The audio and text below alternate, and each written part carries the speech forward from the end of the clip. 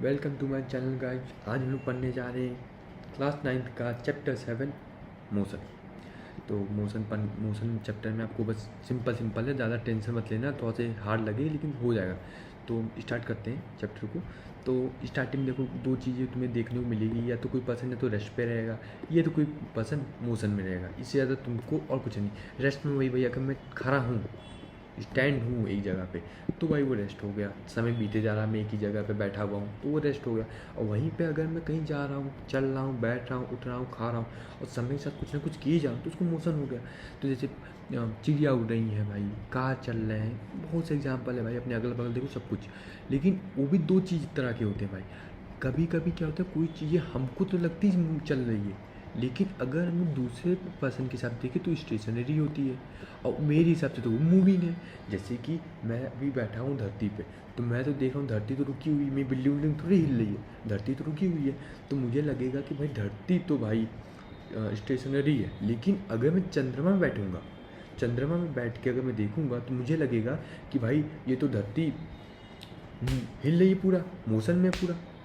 बस वही भाई, तुम्हें जगह जगह फ़र्क पड़ता है कि अगर तुम मेरे रिस्पेक्ट में देखोगे तो धरती रुकी हुई है, लेकिन अगर चंद्रमा में किसी रिस्पेक्ट में देखो, चंद्रमा के रिस्पेक्ट में, तो भाई देखोगे धरती मोशन में है। बस ये एक चीज़ है ना कि किसके बिहार पे पूछा जा रहा है, वो सबसे इंपॉर्टेंट होता है। पूरे चैप्टर में एक यही चीज़ तुम्हें तंग कर सकती है कि किसके रेफरेंस पॉइंट रखा गया है, किस रेफरेंस पे क्या पूछा जा रहा है। और देखो मोशन क्या है, तो कॉम्प्लेक्स हो सकता है, कई तरह के मोशन होते हैं। तो एक सिंपल जो हमको मोशन पता है वो स्ट्रेट लाइन मोशन पढ़ना है भाई।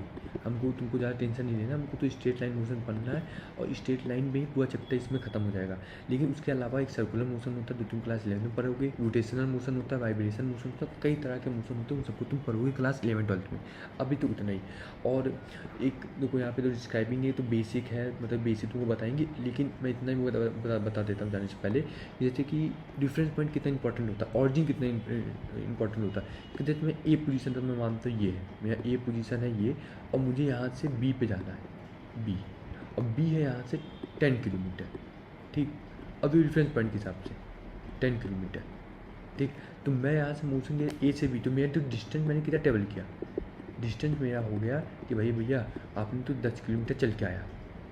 लेकिन अगर मैं ए से बी जाने के बाद बी से फिर मैं ए चला गया, तो अगर अब कोई तुमसे डिस्टेंस पूछेगा तो तुम सिंपल बताओगे भैया आना जाना मिला के 20 किलोमीटर हो गए। हाँ भाई, इतना ही होगा ना, 20 ही किलोमीटर होगा। कमेंट करते रहो भाई, कमेंट ना कर लेना, और कोई दिक्कत होगी तो पूछ लेना भाई, पहले ही बता रहा हूँ।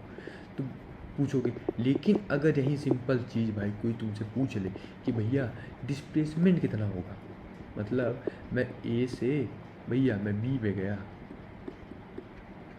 बी पे तुम पहुंच गए हो, और फिर ए भी आ गया वापस, और 10 किलोमीटर वही है भाई, 10 किलोमीटर डिस्टेंस है दोनों के बीच में, ठीक। तो फिर भैया, तो फिर क्या होगा, तो भाई डिस्प्लेसमेंट जब तुमसे कोई पूछेगा कि भैया अब मुझे डिस्प्लेसमेंट बता दो, डिस्प्लेसमेंट कितना होगा, ये आप लोग ना कमेंट बताओ, डिस्प्लेसमेंट कितना होगा कमेंट बताओ। और मैं अगली वीडियो में इसका एक्सप्लेन भी कर लूँगा, और आपको इसके अगला पार्ट मिलेगा। तो तब तक के लिए थैंक यू, लेकिन कमेंट बताना डिस्प्लेसमेंट कितना होगा, ठीक है। थैंक यू भाई, बाय।